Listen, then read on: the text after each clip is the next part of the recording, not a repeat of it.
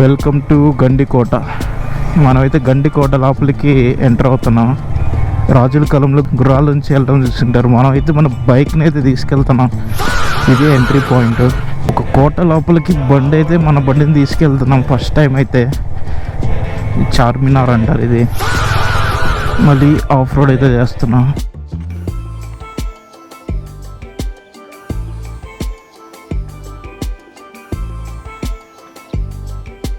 బాగుంది. లోపలైతే గబ్బిలాలు ఉన్నాయి, జాగ్రత్త. మార్నింగ్ వాకింగ్ చేసే వాళ్ళకైతే చాలా యూస్ఫుల్ అవుతుంది ఈ కోట గోడ అయితే. అప్పుడు తలుపులు చూడండి, ఐరన్ తలుపుల్లో ఉన్నాయి. బోటింగ్కి వెళ్ళాలంటే అలా కిందకి వెళ్ళాలి. మొత్తం ఇదంతా క్యాంపింగ్ ఏరియానే.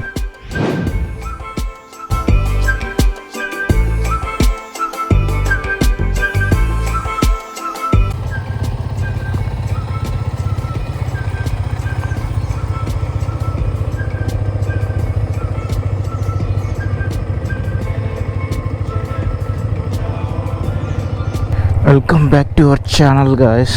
ఈరోజైతే డే 2 ఇన్ గండికోట. ఇప్పుడు గండికోటకి అయితే వెళ్దాము. గండికోట ఫోర్ట్ లోపలికి వెళ్దాం.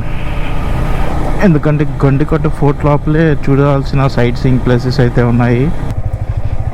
టైం అయితే 10:29 అయింది. Welcome to Gandikota. మనమైతే గండికోట లోపలికి ఎంటర్ అవుతున్నాం.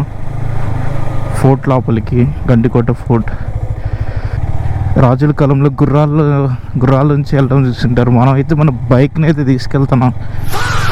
బాబా, ఇదే ఎంట్రీ పాయింట్, సింహద్వారం. ఒక కోట లోపలికి బండి అయితే మన బండిని తీసుకెళ్తున్నాం ఫస్ట్ టైం అయితే. Oh shit.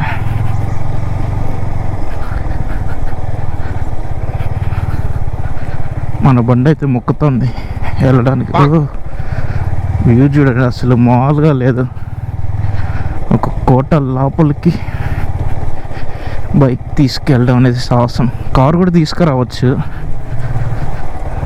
ఫైనలీ మనమైతే వచ్చేసాం. ఇది గండికోటకి స్టార్టింగ్ పాయింట్. ఇది చార్మినార్ అంటారు. ఇది హైదరాబాద్లో ఉండేది. ఇది సేమ్ ఎగ్జాక్ట్ ప్యాటర్న్ ఒకేలా ఉంటుంది, కాదు చిన్నది ఇది. మళ్ళీ ఆఫ్ రోడ్ అయితే చేస్తున్నాం. రైట్ సైడ్ వెళ్తే గండికోట సన్ రైజ్ వ్యూ కానీ సన్సెట్ వ్యూ కానీ పాయింట్ ఇది. ఇక్కడ రైట్ సైడ్ నుంచి లోపలికి వెళ్ళడం. మనం మెయిన్గా చూడాల్సిన గండికోట ప్లేసెస్లో sunrise view point, Ranganatha Swamy temple, జమీనా మస్జిద్ అండ్ మాధవరాయ టెంపుల్. ఇవి మెయిన్ లిస్ట్లో పెట్టుకోండి.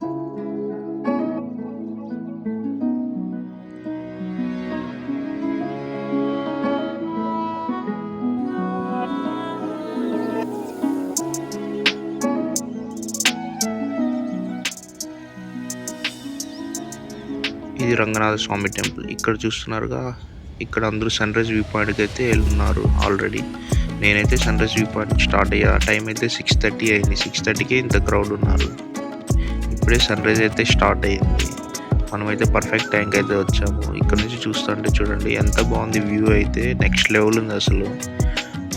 మనకి దాంట్లో అయితే చింటూ గైడ్ అయితే కనిపించాడు. ఈ చింటూ గైడ్ అయితే మొత్తం మనకి గండికోట మొత్తం గైడ్ చేశాడు.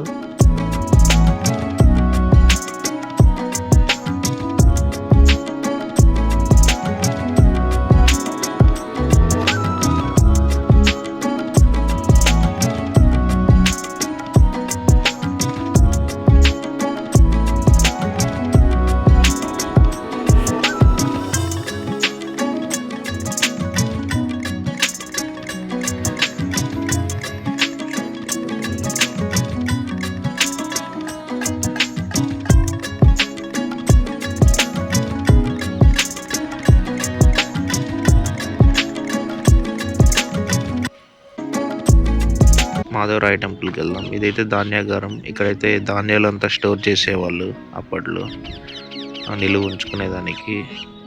ఇదైతే జస్ట్ ఇప్పుడు క్లోజ్లో ఉంది. మార్నింగ్ 9కి అట్లా ఓపెన్ చేస్తారంట. నెక్స్ట్ అక్కడ నుంచి వాకబుల్ డిస్టెన్స్లో ఒక 500 మీటర్స్ నడిచామంటే మనకి మాధవరాయ టెంపుల్ అయితే ఉంటుంది. చూస్తారుగా, దూరం నుంచి కనిపిస్తుంది కదా.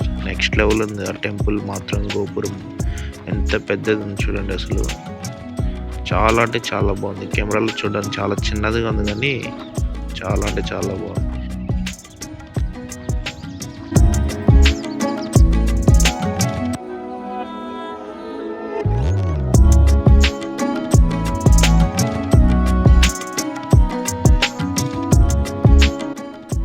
మనమైతే ఇప్పుడు గేట్ తీసుకెళ్దాం. ఇది కూడా 10కి ఓపెన్ అని చెప్పి మ్యాప్స్లో మెన్షన్ చేసింది, గూగుల్ మ్యాప్స్లో. ఇక్కడైతే లాక్ ఏమీ లేదు, జస్ట్ ఇంకా లోపలికి వెళ్దాం అని చెప్పి ఇంకెవరు లేదని చెప్పి వచ్చేసా. మనకి లోపల ఎంటర్ అవ్వగానే ఈ ఆర్కిటెక్చర్ చూడండి, చాలా అంటే చాలా హ్యూజ్గా ఉంది. అసలు చూడండి, రంగనాథ స్వామి టెంపుల్ చూడడానికన్నా మాధవరాయ స్వామి టెంపుల్ చాలా అంటే చాలా పెద్దది. అసలు లోపల కూడా మీరు చూడొచ్చు, చాలా ఆర్కిటెక్చర్ చాలా అంటే చాలా బాగా చేశారు. నెక్స్ట్ లెవెల్ ఉంది. పిల్లర్స్ చూడండి, right side left side as it is matching అసలు ఈక్వల్గా ఉంటుంది పిల్లర్స్ అనేది.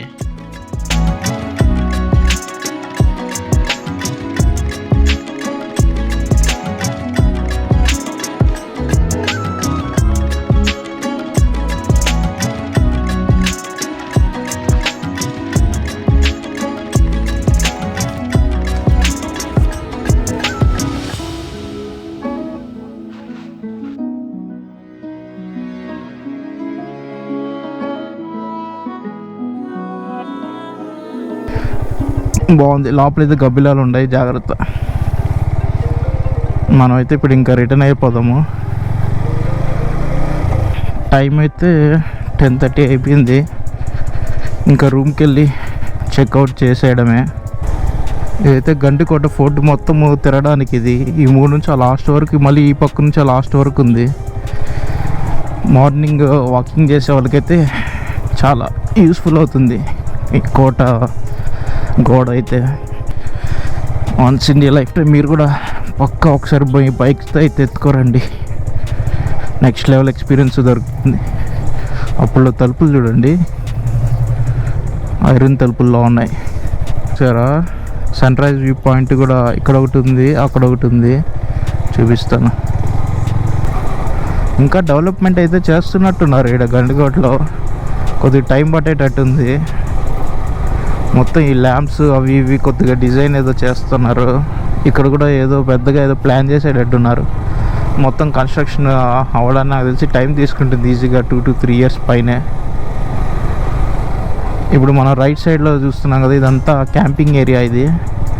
ఒకవేళ మీ ఓన్ టెంట్స్ కానీ ఉంటే ఇక్కడికి వచ్చి క్యాంపింగ్ చేసుకోవచ్చు. బోటింగ్కి వెళ్ళాలంటే అలా కిందకి వెళ్ళాలి.